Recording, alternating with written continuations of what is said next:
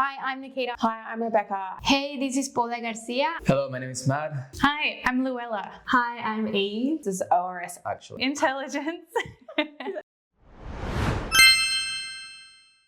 What happens in a therapy session? What doesn't happen in a therapy session? I guess each therapy session can look quite different. Different interventions, whether we might be administering or doing CBT or DBT or some kind of intervention to help achieve our clients' goals and work with them to manage their problems or difficulties they're having with their emotions and their thoughts and their just day-to-day lives. Do psychologists read minds? That's what I've been told by people. But no, not really. I think that our education will allow us to probably have a little bit of a perspective of what's happening with the client at the moment. But it's all about what the client is telling us. It's not us having superpowers. Or maybe we do. Absolutely not. I feel like people ask this all the time. That would make our job so easy. I know. It would. But no, we don't. We absolutely don't read minds. No. Are all psychologists the same? Hell no. No.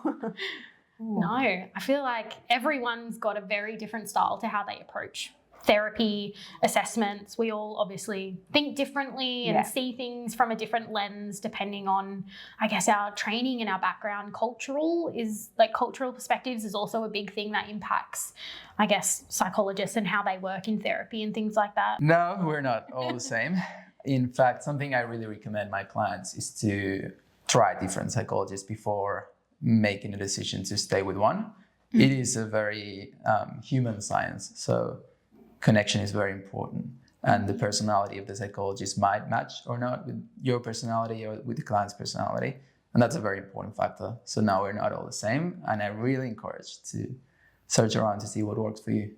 Is it weak if I go to therapy?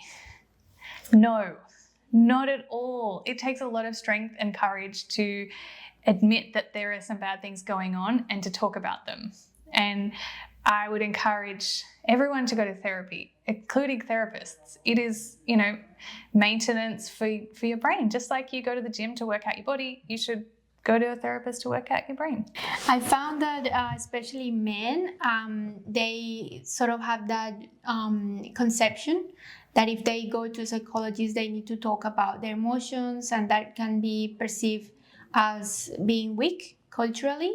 But I always encourage them and also praise them to be in the therapy, because it takes a lot of courage to be in the therapy session, and it's beneficial. It's definitely, I think, a strength if someone seeks out therapy, because there's a lot of things that happen in our life that are out of our control, and sometimes you need that person that's obviously specialising in that area to be able to validate how you feel, and someone that's outside of your comfort zone and outside of your circle of who you'd normally rely on for support.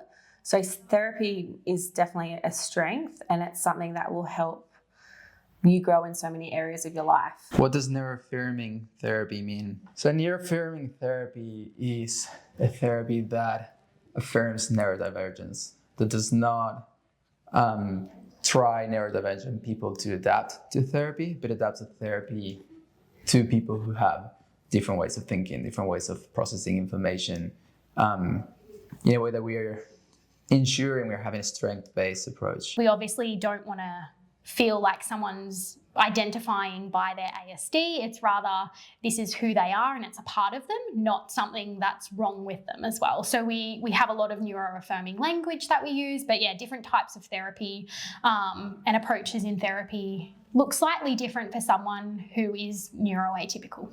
What is CBT and how does it work?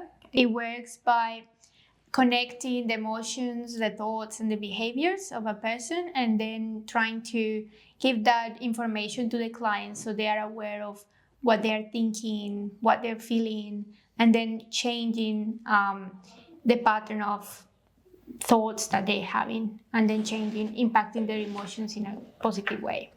What is the difference between mental illness and emotional distress? Emotional distress is it's a human experience. We all suffer emotional distress at some point in our lives.